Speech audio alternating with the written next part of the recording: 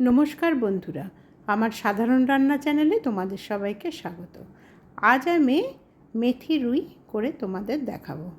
রুই মাছগুলো আমি ভালো করে ধুয়ে নুন হলুদ মাখিয়ে রেখেছিলাম, তারপরে ওগুলো লাল লাল করে ভেজে নিয়েছি। এবার ওই ভাজা তেলের মধ্যেই ফোড়নে দিয়ে দিলাম মেথি আর কারি পাতা। মেথি আর কারি পাতা যখন একটু গন্ধ বেরোচ্ছে সেই সময় আমি একটা আলু কেটে রেখেছিলাম, সেই আলুগুলো দিয়ে দিলাম। আলুগুলো দিয়ে এগুলোকে লাল লাল করে ভাজতে হবে। যখন আলুগুলো বেশ একটু ভাজা ভাজা হয়ে এলো সেই সময় দিয়ে দিলাম একটা পেঁয়াজ। পেঁয়াজটা কিন্তু আমি তেলে আগে ভাজিনি, যখন আলুটা একটু ভাজা ভাজা হয়েছে সেই সময় দিলাম পেঁয়াজটা। পেঁয়াজটাও আবার দিয়ে 2 মিনিট মতো নাড়িয়ে চাড়িয়ে এবার এক এক করে আমি মশলাগুলো এর সাথে যুক্ত করব। প্রথমে আমি দিলাম লবণ, তারপরে হলুদ গুঁড়ো, লঙ্কা গুঁড়ো, জিরে গুঁড়ো আর ধনে গুঁড়ো। এই সব মশলাগুলো দিয়ে ভালো করে সব আবার ভাজতে হবে। এই মশলাটা যতক্ষণ না কাঁচা গন্ধ যাবে ততক্ষণ পর্যন্ত ভেজে নেবে। ভাজার পরে তারপরে আমি ওপর থেকে দেব টমেটো আর কাঁচা লঙ্কা।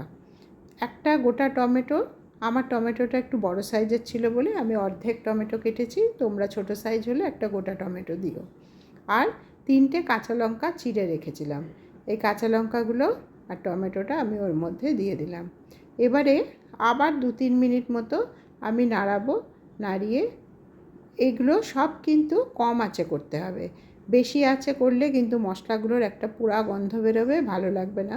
আমি পুরো রান্নাটা কিন্তু এই মশলাগুলো যখন ভাজছি তখন কিন্তু আমি কম আঁচেই করেছি। এরপরে জল দিয়ে দিলাম, জল দিয়ে সব নাড়িয়ে ভালো করে মিলিয়ে নেব। মিলিয়ে নিয়ে ফুটতে দেব। প্রায় 15 মিনিট মতো ফোটার পরে দেখা যাবে যে আলুগুলো সেদ্ধ হয়ে গেছে।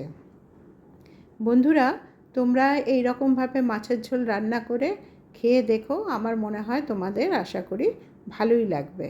যদি ভালো লাগে তাহলে আমাকে জানিও কমেন্ট করে।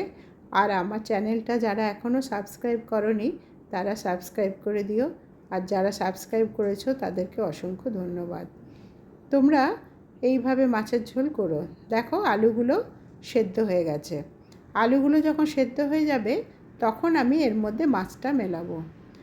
অনেকে মাছের ঝোলে যখন জল দেয় সেই সময় কিন্তু মাছ মিলিয়ে দেয়, আমি আবার ওটা করি না, আমার কেন কে জানে ভালো লাগে না। সেজন্য আমি যখন আলুগুলো সেদ্ধ হয়ে যায় সেই সময় আমি মাছটা দিয়ে আরও 3-4 মিনিট ফোটাবো। বেশি মাছটা প্রথম থেকে ফোটাতে থাকলে মাছ এত বেশি নরম হয়ে যায় যে অনেকের হয়তো ভালো লাগে, কিন্তু আমার কেন কে জানে ভালো লাগে না, সেই জন্য আমি মাছটা পরেই দিই। এবারে আবার ঢাকা দিয়ে ওই 2-3 মিনিট বা 4 মিনিট ফুটিয়ে নেব। মাছটা একটু নরম হয়ে আসবে। এরপরে আমি ধনেপাতা কুচি রেখেছিলাম, সেই ধনেপাতা কুচি ওর উপরে ছড়িয়ে দেবো।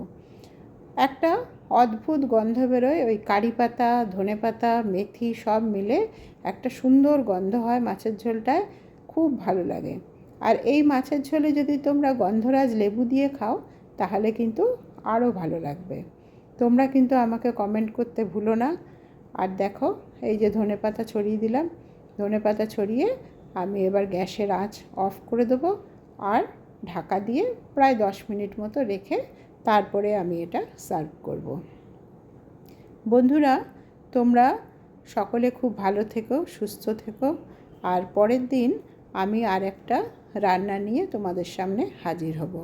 ভালো লাগলে কিন্তু তোমরা অবশ্যই আমাকে কমেন্ট করে জানিও।